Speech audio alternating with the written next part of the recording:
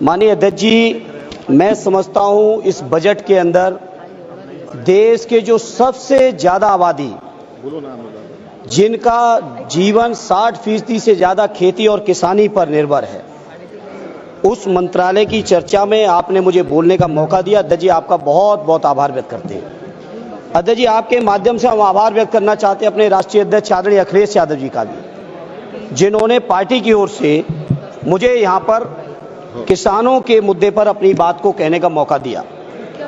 अध्यक्ष जी, राष्ट्रपिता महात्मा गांधी जी कहते थे कि भारत की आत्मा गांव में बसती है, और भारत की आत्मा जब गांव में बसती है तो गांव की तरक्की और खुशहाली के बिना देश की तरक्की संभव नहीं है। सदैव नेताजी ने हमेशा कहा कि भारत की तरक्की और विकास का रास्ता अगर कहीं से निकलता है तो खेतों और खलिहानों से निकलता है। अर्थव्यवस्था के बहुत बड़े बड़े विद्वान इस सदन में मौजूद हैं। सदैव नेताजी ने हमेशा कहा कि अगर देश की अर्थव्यवस्था को दुरुस्त करना है तो किसानों को आप संपन्न कर देंगे तो बाजारों की भी वैल्यू बढ़ जाएगी, लोगों की परचेजिंग पावर भी बढ़ेगी और देश की अर्थव्यवस्था भी बढ़ेगी। सभापति जी, माननीय वित्त मंत्री जी द्वारा जब बजट पेश किया गया तो माननीय अध्यक्ष जी, तो लगातार ये कहा गया अब तक का सबसे बड़ा बजट है, 50 लाख करोड़ से ज्यादा का बजट है। लेकिन उन बजट पत्रावलियों को जब देखा गया और उस पत्रावली में जब कृषि एवं किसान कल्याण मंत्रालय के बजट को देखा गया तो अध्यक्ष जी बड़ी निराशा हुई। केवल 2.7% बजट का हिस्सा इस मंत्रालय को दिया गया। जो पिछले समय में बजट मिल रहा था उसमें भी सभापति जी 2.8% की कमी सभापति जी इसमें कर दी गई। इसलिए मैं समझता हूं बीजेपी के लोग, ये एनडीए की सरकार भाषण चाहे जितना दे ले किसानों के लिए, लेकिन दिल में किसानों के लिए नफरत लेके बैठे हुए हैं। अगर नफरत लिए न बैठे होते तो इतने बड़े बजट में किसानों के लिए बजट में कटौती क्यों की जाती। सभापति जी, मैं जिक्र करना चाहूंगा 2014 के भारतीय जनता पार्टी के संकल्प की। 2014 में संकल्प पत्र जो जारी किया गया था, उस संकल्प पत्र में कहा गया था कि स्वामीनाथन जी की जो रिपोर्ट है। आपके पास आज कागज बहुत है, लेकिन बोलना संक्षिप्त में है सर, संक्षिप्त में बोलना है। अब जो आप मौका देंगे आपकी उदारता रहेगी। सभापति जी, 2014 के संकल्प पत्र में कहा गया कि स्वामीनाथन जी की सिफारिश के अनुरूप जो किसानों की लागत है, जिसमें लागत में सदैव नेताजी कहते थे और इसी बात को स्वामीनाथन जी ने भी कहा, किसान की अपनी मेहनत, अपने परिवार की मेहनत, उनके जो पशुओं की मेहनत, खेती की जो वैल्यू है उस वैल्यू का जो मार्केट में ब्याज होना चाहिए, सारी की सारी चीजों को अगर मिला लें, जिसको स्वामीनाथन जी ने फार्मूला दिया था C2 का, C2 प्लस 50%, माने लागत का 1.5 गुना समर्थन मूल्य। 14 का वादा है आपके चुनावी घोषणा पत्र का मंत्री जी, और 14 से आज 25 आ गई है। अभी तक एक बार भी सरकार का ये संकल्प 12वां बजट पेश हो गया है। 11 साल आपने पूरे कर दिए। भाषण बहुत लंबे हैं आपके, लेकिन सच्चाई से बहुत दूर हैं। उसके बाद सभापति जी, प्रधानमंत्री जी ने 2016 में घोषणा की कि 2022 में आने वाले अमृतकाल में जब भारत प्रवेश करेगा तो उस प्रवेश के समय किसानों की आमदनी को हम दूना कर देंगे। मैं नहीं समझ पा रहा हूं, माननीय कृषि मंत्री जी, आप बहुत अनुभवी हैं, एक बड़े प्रांत के लंबे समय तक मुख्यमंत्री रहे हैं, जहां किसानों की इस्तेमाल की सारी चीजों का मूल्य आपने बढ़ा दिया। आपने खाद का दाम लगातार बढ़ाया, बिजली में आपने कोई सब्सिडी दी नहीं, कीटनाशकों का दाम बढ़ा दिया गया, किसान के इस्तेमाल के डीजल के दाम बढ़ गए, ट्रैक्टर थ्रेसर से लेके जितने भी आपके चीजें इस्तेमाल होती हैं खेती किसानी में, सारी चीजों का दाम बढ़ा दिया। लेकिन किसानों को कहीं समर्थन मूल्य देने की आपने जरूरत नहीं समझी।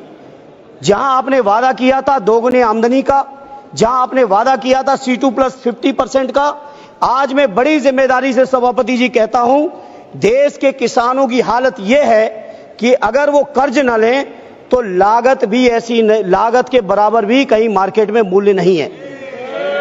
स्वामीनाथन जी ने कहा था कि किसानों की आमदनी बढ़ानी है तो 43,000 मंडियों की देश में जरूरत है, लेकिन उन मंडियों की अभी देश के अंदर केवल स्थिति है 7,000 की। और जब से एनडीए की सरकार आई है 11 साल से, मैं पूछना चाहता हूं मंत्री जी, जवाब दे दीजिएगा, प्राइवेट सेक्टरों ने तो मंडियां बढ़ा ली, साइलोज बना लिए, प्राइवेट खरीदारी का इंतजाम तो है, लेकिन कहीं भी सरकारी मंडियां आपने बढ़ाने का काम किया हो तो उसका डेटा दे देना।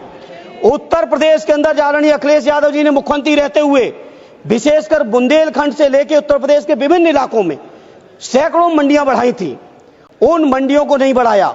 और तो और कन्नौज के अंदर आलू की, मैनपुरी के अंदर अनाज की एक बहुत बढ़िया मंडी तैयार की थी एक्सप्रेसवे के ऊपर, जिससे किसान अपनी फसलों को सीधे देश के किसी भी कोने में पहुंचा सके। उन मंडियों को भी मंत्री जी आप जानकारी जुटा लीजिएगा, उन मंडियों को भी आपकी सरकार ने नहीं बनाया। और मैं ये बात मैं इसलिए कह रहा हूं क्योंकि जब सत्ता पक्ष की तरफ से कोई खड़ा होता है तो डबल इंजन की बातें करते, डबल इंजन की बातें करते। क्या हुआ आपके उत्तर प्रदेश के अंदर डबल इंजन का? माननीय अखिलेश जी के सारे कामों को रोक दिया गया। जहां सभापति जी ये हालत है किसानों की, अंत में किसान क्या करें? कर्ज ले रहे हैं, साहूकारों के मुंह मांगे ब्याज पे कर्ज लेना पड़ रहा है, सरकार से भी कोई राहत नहीं। क्या मामूली बात है? आपके 10 साल के कार्यकाल में प्रत्येक वर्ष 10,000 से ज्यादा और अब तक 1 लाख से ज्यादा किसानों ने आत्महत्या कर ली है। देश के किसानों ने, बताइए, देश के किसान आत्महत्या कर रहे हैं, देश के तमाम संविदा कर्मी आत्महत्या कर रहे हैं। देश के किसान अगर अपना हक अधिकार मांगने आते हैं, 3 काले कानून बनाए थे। मैं कृषि मंत्री जी आपसे कहूंगा जवाब में बताइएगा, हम पूरे विपक्ष के लोग कह रहे थे कि काले कानून है 3, और काले कानूनों को आप नहीं मान रहे थे। किसानों ने यहां पर महीनों दिल्ली में सर्दी, गर्मी, बरसात सारे मौसम झेल के आंदोलन किए, 750 किसान शहीद हुए। उन शहीद किसानों को आज तक आपकी सरकार की तरफ से, जहां देश की 5वीं अर्थव्यवस्था है, तीसरी होने वाली है, वहां एक परिवार को मुआवजा आपने नहीं दिया। सर, यह है आपकी सरकार। यह डंका बज रहा होगा किसी बड़े बड़े लोगों के लिए, कुछ चुनिंदा उद्योगपतियों के लिए बज रहा होगा डंका, लेकिन देश के किसानों की जो बर्बादी है वो छुपी नहीं है। सभापति जी, इसलिए सभापति जी मैं आपसे कहना चाहता हूं, जहां देश के अंदर पूंजीपतियों का 16 लाख करोड़ से ज्यादा कर्ज आपने माफ किया है, 16 लाख करोड़ से ज्यादा देश की बैंकों ने पूंजीपतियों का, बड़े बड़े पूंजीपतियों का, जिसमें चुनिंदा होंगे, हम किसी का नाम नहीं कोट करेंगे, पूरा देश जानता है, लेकिन किसानों के कर्ज की माफी की बात आती है तो सरकार एकदम चुप बैठ जाती है। यही आपका किसानों के प्रति प्रेम है। मैं बड़ी जिम्मेदारी से कहता हूं, अपने देश के किसान भाइयों को कहना चाहता हूं, देश की सर्वोच्च सदन से कहना चाहता हूं, आपको सोचना पड़ेगा, चिंतन करना पड़ेगा कैसी सरकार आपने चुन ली। कितना प्रधानमंत्री जी के नाम पे झूठी बातों को आप विश्वास कराओगे लोगों को?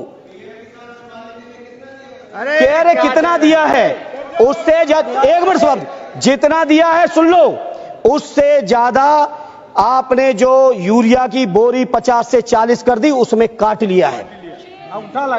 उससे ज्यादा आपने जीएसटी में वसूल लिया। आप बताओ, ट्रैक्टर पे कितना जीएसटी है, यूरिया पे कितनी जीएसटी है, कीटनाशकों पे कितनी जीएसटी है? जीएसटी के माध्यम से आपने वसूल लिया है। एक हाथ से 1 रुपया देते हो, दूसरे हाथ से 10 रुपए खींच लेते हो किसानों से। किसान सुन रहे हैं देश के, इसलिए मैं सभापति जी कहना चाहता हूं, आज किसान मजबूर है। मैं एहसास है, मेरे पिताजी आज भी खेती किसानी में रहते हैं, आज भी गौशाले में रहते हैं, मुझे एहसास है किसानों के दर्द का। सभापति, किसानों को यह हालत थी पहले, जब कभी भी अगर किसी किसान परिवार से यह कह दो कि गांव छोड़ दो, जमीन छोड़ दो, शहर में चल के बस लो, नौकरी कर लो, तो वो नहीं तैयार होते थे। और आज सभापति जी किसान इतना मजबूर हो गया है कि खेती छोड़ के शहरों में रिक्शा चलाने को तैयार है, शहरों में आपके मजदूरी करने को तैयार है, कोई भी काम करने को तैयार है। अब किसानों ने समझ लिया है कि उनका और उनके बच्चों का भविष्य अब खेती में नहीं रहा। और यही कारण है, बहुत से सर्वे आए देश में, जब पूछा गया किसानों से कि आप खेती करना चाहते हो कि नहीं करना चाहते हो, मेजॉरिटी के किसानों ने कह दिया कि हम खेती नहीं करना चाहते। यह हालत है। देश के 50% से ज्यादा किसान आज भी हैं सभापति जी, जो कर्जों से डूबे पड़े हुए हैं। इसे मैं आज इस मौके पर कहना चाहता हूं, ये सरकार हो चाहे इनके प्रांतों की सरकार हो, और प्रांतों में भी विशेषकर उत्तर प्रदेश की सरकार के बारे में कहूंगा, किसानों को रोजगार दिया नहीं।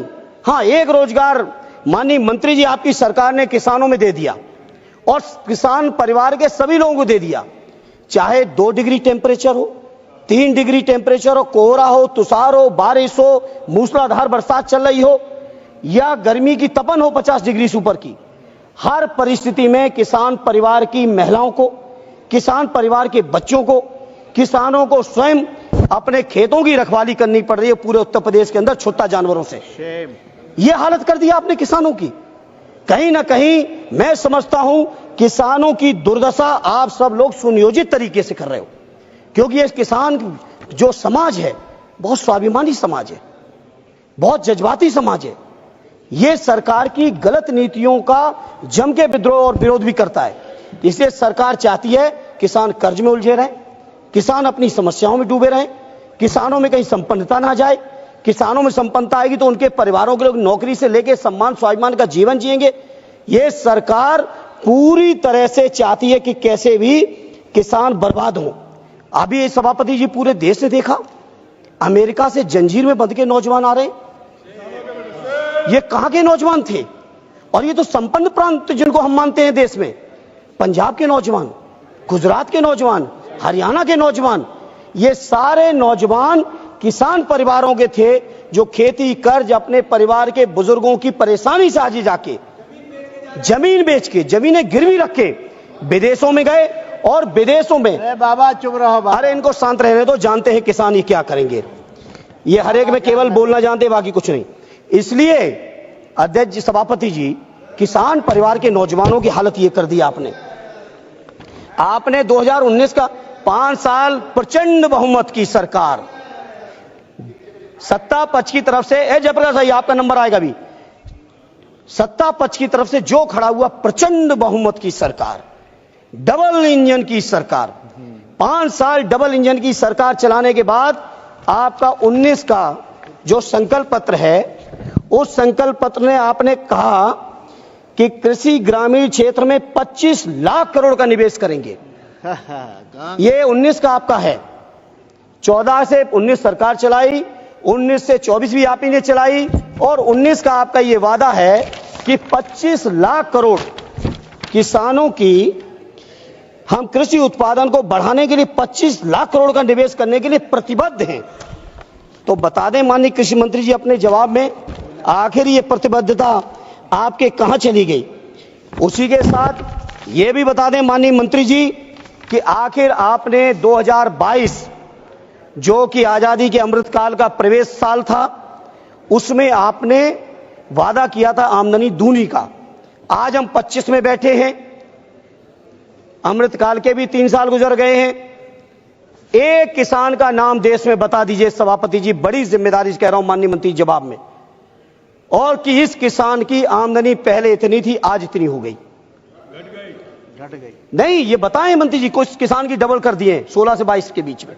हम तो 25 में ही सवाल कर रहे हैं, और इसलिए हुई है क्योंकि किसानों की सारी जरूरत की चीजें महंगी, उन पे टैक्स बढ़ेगा, और किसानों के जब फसल जाएगी तो मंडियां चलेंगी नहीं, है ही कम, जो है वो चलेंगी नहीं, चलेंगी उनमें बहुत सारे दलाल लोग बैठे हैं।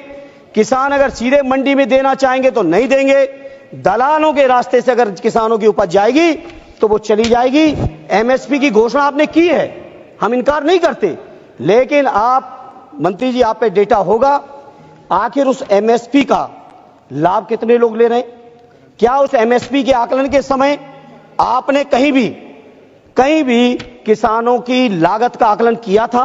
जो स्वामीनाथन जी ने रास्ता दिखाया था, उस रास्ते पर कभी आप चले थे क्या? ये मैं आपके माध्यम से जानकारी लेना चाहता हूं सभापति जी। सभापति जी, किसानों के बारे में मैं जितनी बात कह दें, आप सोचिए, आलू का किसान कर्ज में डूबा है, लेकिन चिप्स के उद्योगपति जितने में खरीदे उसका सैकड़ों गुना मुनाफा कमा रहे हैं। बताओ ये सच्चाई नहीं है? बताइए, मेरा तो कन्नौज, फरुखाबाद, मैनपुरी, फिरोजाबाद, अब तो बदायूं में भी बहुत आलू होने लगा है। आलू के किसान परेशान हैं और चिप्स वाले पैसे कमा रहे हैं। धान के किसान परेशान हैं, लेकिन उनसे बनने वाले जो प्रोडक्ट हैं वो पैसे कमा रहे हैं। गेहूं का किसान परेशान है, मक्का का किसान परेशान है, लेकिन पॉपकॉर्न जब बेचने वाले लोग कहां तक पहुंचे जा रहे हैं? नमकीन बनाने वाली कंपनियां कहां तक चली जा रही हैं? तो आखिर ये आपका जो है किसानों के लिए जो नीतियां हैं, जो कार्यक्रम, आखिर किनके लिए है? किसानों को तो केवल एक बहाना, झुंझुना दिखाया जा रहा है।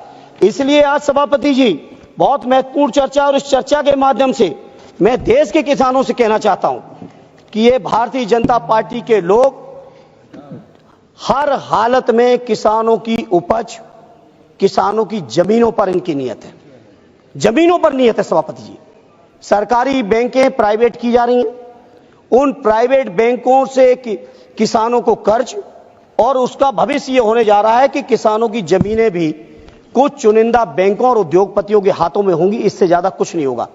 इसे सभापति जी, में जो किसानों के तमाम आंदोलन चले हैं, विशेषकर हरियाणा, पंजाब, दिल्ली, पश्चिमी उत्तर प्रदेश के किसान भाइयों के, उन आंदोलनकारियों का अपनी पार्टी आदरणीय और समाजवादी पार्टी और माननीय अखिलेश यादव जी की तरफ से, अजय जी अभी तो शुरू किए हैं, ये तो शुरुआत है। सभापति जी, मैं माननीय अखिलेश यादव जी की ओर से, अपनी पार्टी की ओर से न केवल समर्थन करता हूं, न केवल उनकी मांग का साथ देता हूं, बल्कि मैं बड़ी जिम्मेदारी से कहना चाहता हूं, एमएसपी को, जो गारंटी की बात स्वामीनाथन जी ने कही थी, जिसकी मांग को लेकर लगातार किसान आंदोलनरत हैं अलग अलग तरीके से, उन एमएसपी को आप लागू करिए और स्वामीनाथन जी के हिसाब से लागू करिए, क्योंकि हम जानते हैं उसमें भी खेला कर देंगे, उसमें भी किसानों को गुमराह कर देंगे। क्योंकि आप देखिए, किसानों का बजट आपने डाउन कर दिया, जहां देश का बजट बढ़ रहा है, किसानों का बजट क्यों कम कर दिया मंत्री जी? अब मंत्री जी किसानों की को नहीं चाहते हैं कि मंत्री जी को नहीं चाहते हैं सरकार में बैठे लोग, ये तो यही लोग जाने, लेकिन किसानों की कर्ज माफी हो। जी, ये स्वामीनाथन आयोग का रिपोर्ट, स्वामीनाथन आयोग का रिपोर्ट कब आया, कब बनाया, किसने बनाया जी? स्वामीनाथन आयोग जो बना, हाँ, कब बनाया और कितना साल हो गया, थोड़ा वो भी बता दीजिए। नहीं, स्वामीनाथन जी की रिपोर्ट तो आ गई थी 6 में। अच्छा, अरे हम सभापति जी क्यों नहीं हम गलत कहेंगे? बता दीजिए थोड़ा। आदरणीय सद्य नेताजी माननीय अखिलेश यादव जी के नेतृत्व में जी, उस समय के कृषि मंत्री से जाके हम लोग भी मिले थे जी, लेकिन 14 से में तो आपने सारा कुछ बदलने का वादा किया था। वादा तो आपका था, से सौदा, वादा तो आपका था, अरे वादा तो आपका था, ये वादा तो आपका था, ये वादा किसका था? ये काबिल है बोलने के लिए। और क्या कहते थे? ये काबिल है। हम कभी सभापति जी, सद्य नेताजी ने, माननीय अखिलेश जी ने जो संस्कार दिए, हम कभी किसी व्यक्ति का नाम लेके कभी टिप्पणी नहीं की जीवन में, और न करेंगे। लेकिन एक बात जो आपकी है वो कोट कर रहे हैं, आप ही लोग कहते हैं मोदी की गारंटी, मैं नहीं कहता हूं, ये बीजेपी के लोगों कहते हैं। तो आखिर प्रधानमंत्री जी की गारंटी, प्रधानमंत्री जी की गारंटी किसानों के लिए कहां चली गई? कहां चली गई किसानों के लिए? इसलिए जहां आप इधर की बात कर रहे हैं, इधर की कर रहे हैं, अरे हो सकता कुछ कमी रह गई तभी हम लोग इधर आ गए, लेकिन आपने क्या किया? आपने क्या कर दिया? इसलिए सभापति जी, मेरा आपसे प्रार्थना है, गन्ने किसानों का सवाल है, बड़े देश के अंदर सबसे बड़ा प्रांत उत्तर प्रदेश बन चुका है गन्ना उत्पादन का, महाराष्ट्र को भी अब पीछे छोड़ दिया। गन्ना उत्पादन के मामले में हमारे राष्ट्रीय अध्यक्ष आदरणीय अखिलेश जी जब मुख्यमंत्री थे तो 5 साल के कार्यकाल में 90 रुपए गन्ने का समर्थन मूल्य बढ़ाया था। और ये जो डबल इंजन की सरकार है, जिसमें हर चुनाव में प्रधानमंत्री जी सहित पूरे के पूरे दर वाले गए, प्रचार में, प्रसार में, वादों में, भाषणों में, 8 साल में 30 रुपए, 17 में 10 रुपए बढ़ाए, और 22 के विधानसभा चुनाव आते आते 20 रुपए और बढ़ा दिए थे। 8 साल में केवल 30 रुपए गन्ने का समर्थन मूल्य बढ़ाया।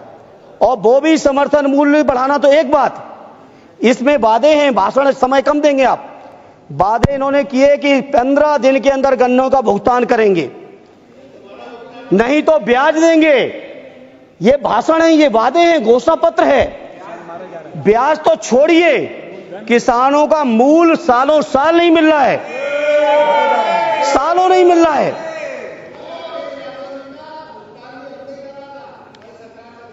अरे जब खजाना तुम पे पहुंच गया, भुगतान कौन करेगा? ये कौन सी बात होती है? वित्तीय वर्ष खत्म हो गया था भाई, 15 मार्च को जब कार्यकाल खत्म हुआ तो भुगतान कौन करेगा? और भुगतान क्या कोई एहसान किया, किसी और का किया? किसानों का गन्ना था, किसानों का गन्ना था, उसका भुगतान आपने कर दिया। इधर सभापति जी, उत्तर प्रदेश का तो विशेषकर और कई प्रांतों के साथियों से बात हुई, अन्य प्रांतों में भी सबसे ज्यादा दिक्कत जो आज है किसानों को, सभापति जी सुन लें, छुट्टा जानवर। मेरी प्रार्थना है कृषि मंत्री जी, किसानों की उपज की जब तक वो बाजार में बिक नहीं जाता है, पूरा का पूरा परिवार सर्दी, गर्मी, बरसात, लू, बारिश, हर परिस्थिति में किसानों के परिवार खेतों में पड़े हैं, उनका जीवन नरक हो गया है। इसे सभापति जी आपके माध्यम से मंत्री जी से, सरकार से कहूंगा, एक स्थायी और ढंग से इंतजाम निकालिए। प्रधानमंत्री जी के आप चुनावी भाषण सुनिए, और पता नहीं सरकार में बैठे लोग क्या है कि प्रधानमंत्री जी की भी नहीं सुनना चाहते, प्रधानमंत्री की भी नहीं सुनना चाहते, प्रधानमंत्री की भी नहीं सुनना चाहते आप लोग।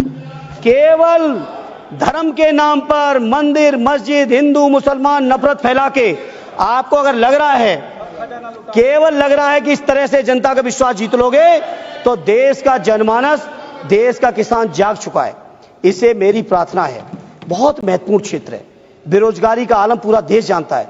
आज भी खेती हमारा क्षेत्र ऐसा है, 60% से ज्यादा लोगों को रोजगार दे रहा है। आखिर वो रोजगार देने वालों को मानते, आज अगर कृषि मंत्री जी 60% रोजगार मिल रहा है तो 30% ही ले आते बजट। कृषि अनुसंधान पे आपने कम कर दिया बजट, कृषि बजट आपने कम कर दिया, जीएसटी आपने बढ़ा दी।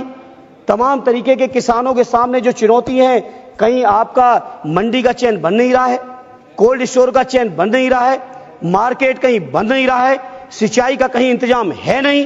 तो ऐसी तमाम चीजें हैं सभापति जी, जिनको मंत्री जी को और सरकार को सोचना चाहिए, और नहीं सोचेंगे तो सभापति जी मैं आपको कहना चाहता हूं कि देश के किसान परिवार में बैठे नौजवान बहुत जागरूक हैं, और आने वाले समय में अपने अपने तरीके से लोग जवाब देंगे आपको।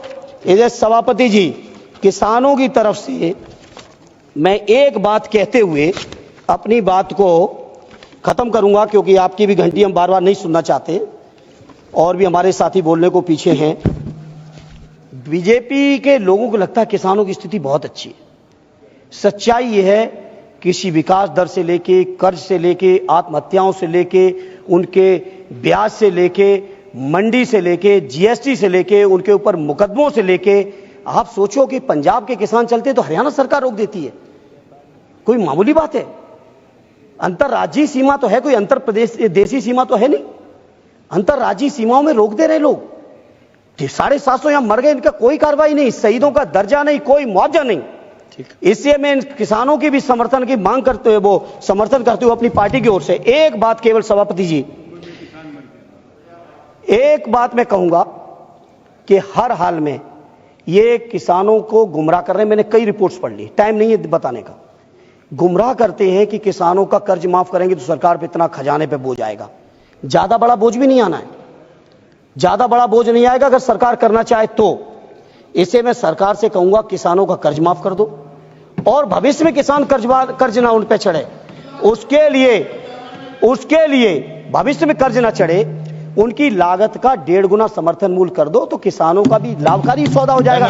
बस एक बात सभापति जी कहते हुए एक लाइन कहूंगा, जवाब दिए, एक मिनट जयप्रकाश जी। अदम गौड़वी साहब हमारे गोंडा के एकदम गांव में बैठे हुए कवि रहे। उन्होंने सरकार के लिए उनकी कही हुई एक कविता बड़ी फिट बैठ रही, बस तुम्हारी फाइलों में गांव का मौसम गुलाबी है। क्या बात? तुम्हारी फाइलों में गांव का मौसम गुलाबी है, मगर ये आंकड़े झूठे और वादा किताबी है। तुम्हारी मेज चांदी, तुम्हारे जाम सोने के, लेकिन किसान के घर में आज भी फूटी रकाबी है। ठीक है। जयप्रकाश जी। ये है किसानों की हालत माननीय मंत्री जी, आपका टाइम इसलिए धन्यवाद सभापति महोदय।